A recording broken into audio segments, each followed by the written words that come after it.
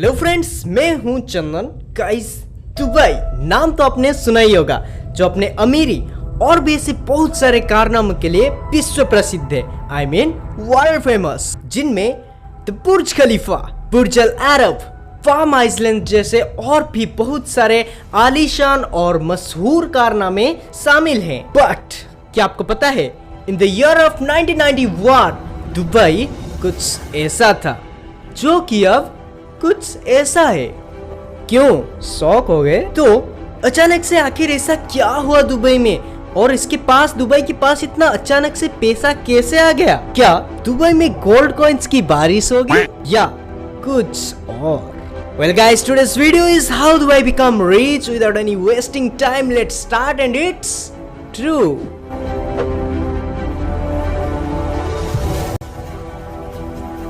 Alright, तो जरा गौर से देखिए इस वीडियो क्लिप को, जहां पर ये है हमारा प्यारा इंडिया और ठीक यहाँ पर है यूनाइटेड अरब एमिरेट, जिसमें ये मैजिकल सिटी नेम्ड दुबई यहाँ पर है।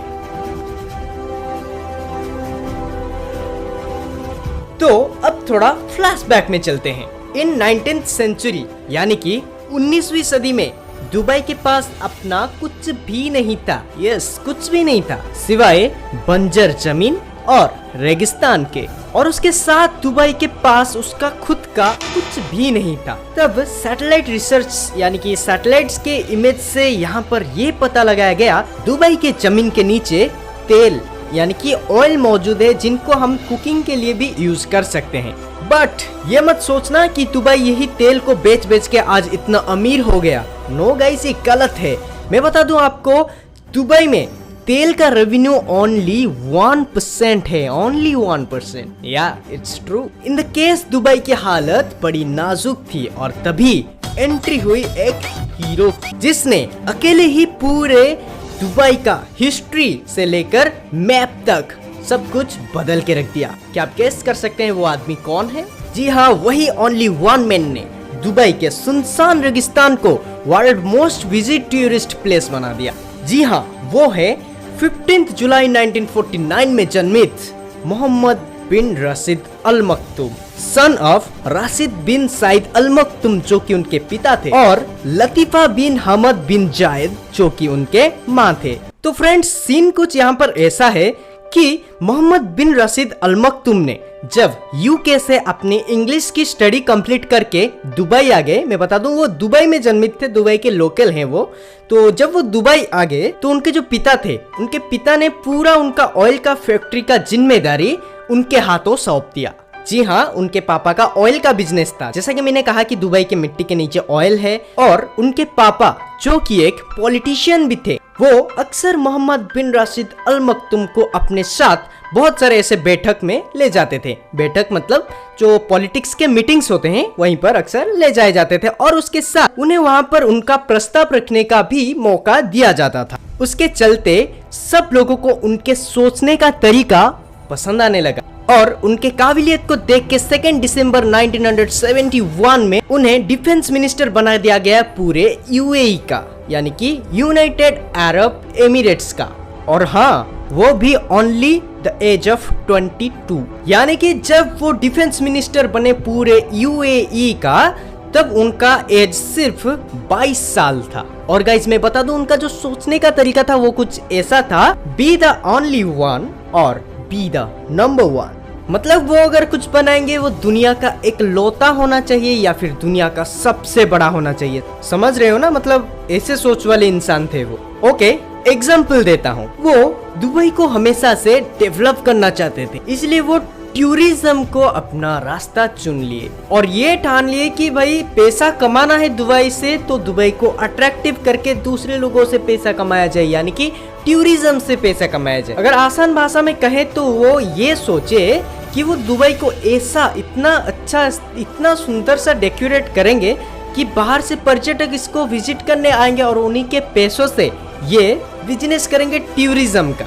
और सुरक्षा मंत्री होने के वजूद भी उन्होंने द वन एंड ओनली 7-स्टार होटल ऑफ आवर वर्ल्ड यानी कि बुर्ज अल अरब का प्रस्ताव रखे, और सिर्फ प्रस्ताव ही नहीं रखे, उसको अप्रूवल करके उसका सारा जिम्मेदारी वो उठाए, और उसी के साथ दिसंबर 1999 में यानी कि 1999 में द बुर्ज अल अरब का इनॉग्रेशन किया गया मोहम्मद बिन रशीद अल मक्तूम के निरीक्षण में। समय के चलते 4 जनवरी 2006 में he become the ruler of Dubai, मतलब उन्हें पूरे यूएई का वाइस प्रेसिडेंट के साथ प्राइम मिनिस्टर भी अनाउंस कर दिया गया। और देन व्हाट, अब तो एक सही आदमी के पास पावर भी आ गया। फिर ये 4 जनवरी 2010 में द वन एंड ओनली बुर्ज खलीफा का इनॉग्रेशन किए। फिर ये दुबई में ऐसे बहुत सारे टूरिज्म अट्रैक्शन प्लेसेस बनाए, लेकिन पान जुमेरा आइसलैंड जो कि एक मैन मेड आर्टिफिशियल आइसलैंड है, जिनको कि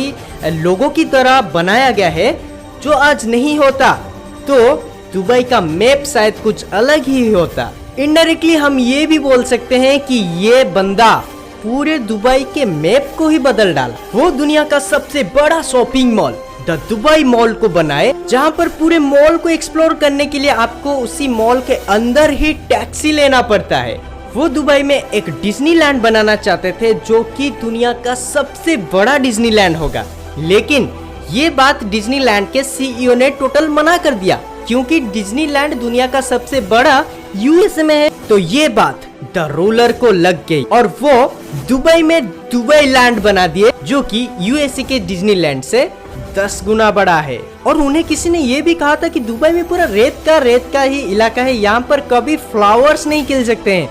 ये लो भाई, ये तो दुबई में दुनिया का सबसे बड़ा फ्लावर गार्डन ही बना दिए। और क्या आपको पता है, दुबई के पास आज इसी बंदे के कारण 425 से भी ज्यादा गिनीज वर्ल्ड रिकॉर्ड्स हैं।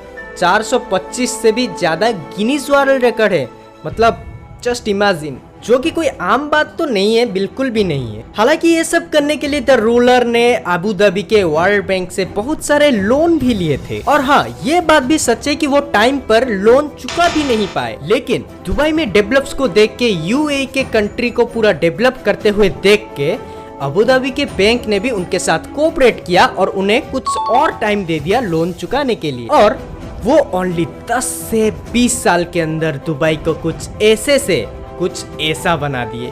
दुबई पुलिस, जो दुनिया का सबसे रिचेस्ट और स्मार्ट पुलिस है, उनके पास हाईटेक सिस्टम्स के साथ साथ बहुत सारे आलीशान गाड़ियां भी हैं, जिनको हम सिर्फ और सिर्फ फिल्म्स के वीएफएक्स में ही देखते हैं, like Lamborghini, Ferrari, Audi, Jaguar, Mercedes, Rolls Royce etcetera जैसे सुपर कार्स हैं। शेख मोहम्मद बिन रशीद अल मक्तूम, जहाँ पर हमारा सोच खत्म होता है, ये वहीं से ही सोचना स्टार्ट करते हैं, यानी कि हमेशा अपने से 10 साल आगे का सोचते हैं। और सिर्फ सोचते भी नहीं है, इसको करते भी हैं। और अभी उनका करंट प्लानिंग बुर्ज खलीफा से भी बड़ा इमारत बनाने का है यार। मतलब क्या ये चल क्या रहा है इनके ब्रेन में। और ऑटोमेटिक ड्रोन जो लोगों को 80 किलोमीटर पर आवर्स के स्पीड में अपने मंजिल तक लेके जाएगा, just like a bike, without किसी ट्रैफिक में फंसे। जाहिर सी बात है, उड़ के जाएंगे तो ट्रैफिक में कहां से फंसेंगे। 3D प्रिंटिंग, बिल्डिंग से लेके और भी बहुत कुछ करने का इनका प्लानिंग है। ऐसा भी हो सकता है कि दुबई 2030 या 2040 तक ऐसा भी कर चुका होगा, जिस सीन्स को हम सिर्फ बड़े बड़े हॉलीवुड के मूवीज के वीएफएक्स में देखते हैं। सो गाइस, आंसर आपके सामने ही है। दुबई का the one and only income source उसका टूरिज्म है, जो कि दुबई का 95% रेवेन्यू को चलाता है। और ऑयल से ओनली 1% रेवेन्यू, और बाकी के जो 4% के रेवेन्यू रहे वो आते हैं दुबई के फाइन से। यार, फाइन सिस्टम से 4% का रेवेन्यू दुबई का चलता है। जी हाँ गाइस, अगर दुबई में आप कोई रूल को तोड़ते हैं तो आपसे भारी मात्रा से फाइन वसूला जाता है, और उसी से ही दुबई का 4% रेवेन्यू चलता है। लेकिन इंडिया की तरह तो बिल्कुल भी नहीं है कि भाई चालान काट दिया, उसमें से कुछ हमारा भी पॉकेट में डाल दिए, या फिर ऐसे उल्टे करके 500 रुपए तमा और निकल। ऐसे भाई कुछ नहीं होता। यहाँ पर आपने रूल तोड़ा तो आपका चालान लेकर आप सीधा जाएंगे पुलिस स्टेशन, वहाँ पर सिस्टम्स होंगे, वहीं पर आप पैसे, अपना जो चालान का अमाउंट है उसको डिपॉजिट करेंगे और वहाँ से निकल देंगे। यही है पूरा स्मार्ट सिस्टम, यहाँ पर इंडिया की तरह नहीं है। तो कभी अगर आप दुबई जाने का सोचते हैं तो उससे पहले दुबई के जो रूल्स के बुक्स हैं उनको जरा अच्छे से पढ़िएगा, और लाइक गाइस, वीडियो पसंद आया तो वीडियो को लाइक शेयर, चैनल को सब्सक्राइब करें। और कैसा लगा वीडियो आप हमें नीचे कमेंट सेक्शन पर भी बता सकते हैं, या फिर नेक्स्ट वीडियो आपको किस टॉपिक के ऊपर चाहिए वो भी आप हमें सजेस्ट कर सकते हैं। तो आज का क्वेश्चन आपके लिए ये है, पूरे अरब में एक दूसरे को प्यार से हबीबी कहा जाता है, तो क्या आप हमें बता सकते हैं कि इस हबीबी का एक्चुअली मतलब क्या है?